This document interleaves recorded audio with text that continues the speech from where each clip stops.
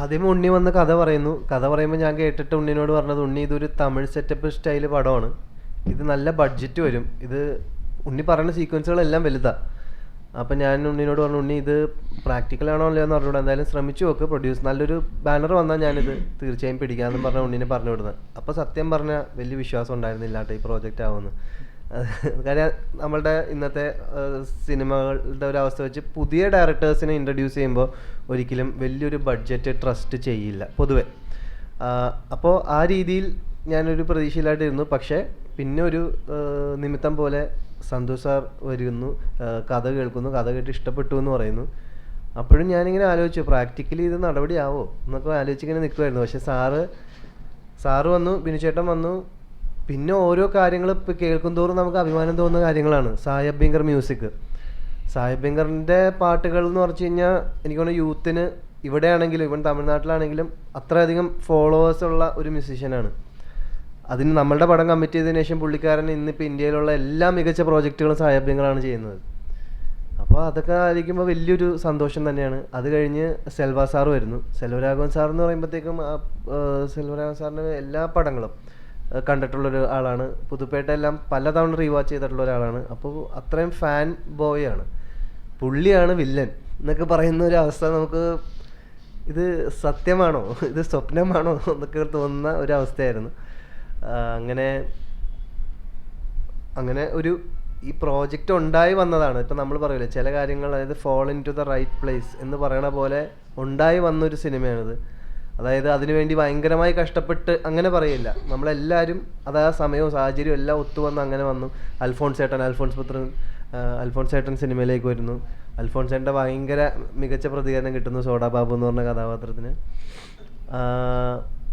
നേരത്തെ പറഞ്ഞ പോലെ ഈ സിനിമ തിയേറ്ററിൽ പോയി, അതായത് എല്ലാവരും നിറഞ്ഞ സദസ്സിലിരുന്ന് എൻജോയ് ചെയ്ത് കാണുന്ന കുറേ മുഹൂർത്തങ്ങൾ തിയേറ്ററിക്കലായിട്ട് തന്നെ നമ്മൾ സെറ്റ് ചെയ്തിട്ടുള്ള ഒരു പടമാണ്. അതിൽ ഓഫ് കോഴ്സ് സായ് അഭ്യങ്കറിൻ്റെ മ്യൂസിക് ഒരുപാട് എലിവേറ്റ് ചെയ്തിട്ടുണ്ട്. നമുക്ക് കിട്ടുന്ന കമൻസിലും റിവ്യൂസിലെല്ലാം നമുക്ക് ആ ഒരു തിയേറ്റർ എക്സ്പീരിയൻസ് എന്ന് പറയുന്നത് നമുക്കൊരു എല്ലാവരും ഒരേ സ്വരത്തിൽ പറയുന്നുണ്ട്.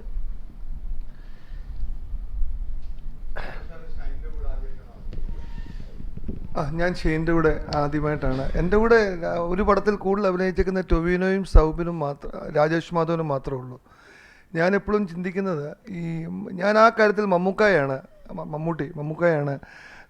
ഫോളോ ചെയ്യുന്നത്. കാര്യം അദ്ദേഹം ഒത്തിരി പുതിയ ഡയറക്ടേഴ്സിന് അവസരം കൊടുത്തിട്ടുള്ള, മലയാളത്തിൽ നമുക്ക് അഭിമാനിക്കാവുന്ന എന്തുമാത്രം ഡയറക്ടേഴ്സാണ് മമ്മൂക്ക വരി വന്നേക്കുന്നത്. ആഷിഖ് അബു, അൻവർ റഷീദ്, അമൽ നീരജ്, അങ്ങനെ ഇപ്പം ഒത്തിരി പേരുണ്ട്. അന്നേരം ഷെയ്ൻ എന്ന നടനെ എനിക്ക് ഭയങ്കര ഇഷ്ടമുള്ളതാണ്. ഇപ്പം ഇതിനകത്തൊരു വലിയ കോയിൻസിഡൻസ് വെച്ചാൽ ഈ സിനിമയുടെ കഥ പറയുന്ന സമയത്ത് ഷെയ്ൻ എൻ്റെ വീടിൻ്റെ നേരെ എതിർവശത്തായിരുന്നു. നേരം ഈ ഇൻഡസ്ട്രിയിലൊക്കെ ഇങ്ങനെ പറഞ്ഞു കേട്ടിട്ടുണ്ട് ഷെയ്ൻ ഉഴപ്പനാന്നൊക്കെ പറഞ്ഞിട്ടുണ്ട്. നേരം പിന്നെ എനിക്കുള്ള ധൈര്യം എന്ന് വെച്ചാൽ ഷെയ്ൻ നേരെ വീടിൻ്റെ ഓപ്പോസിറ്റ് ആണെന്ന് കേട്ടതായിരുന്നു ധൈര്യം, പിടിച്ചോണ്ട് പോകല്ലോ. പക്ഷേ സിനിമയിൽ വന്നപ്പം എൻ്റെ കൂടെ അഭിനയിച്ച എല്ലാ ആക്ടേഴ്സിനേക്കാളും അല്ലെങ്കിൽ അവരോടൊപ്പം ഇത്ര മര്യാദക്കാരനെ പറ്റിയൊക്കെയാണ് ആൾക്കാർ പറഞ്ഞതെന്നൊക്കെ ഞാൻ പലരോട് ചോദിച്ചിട്ടുണ്ട്.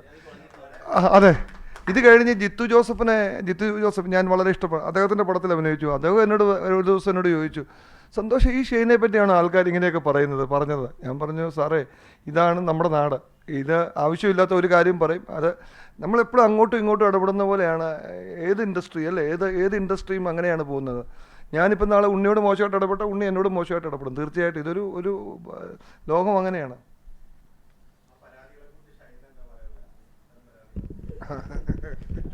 ഒന്നും പറയാനില്ല. ഷെയ്ന് പറഞ്ഞ് ഒത്തിരി അനുഭവിച്ചാണ്. അതാ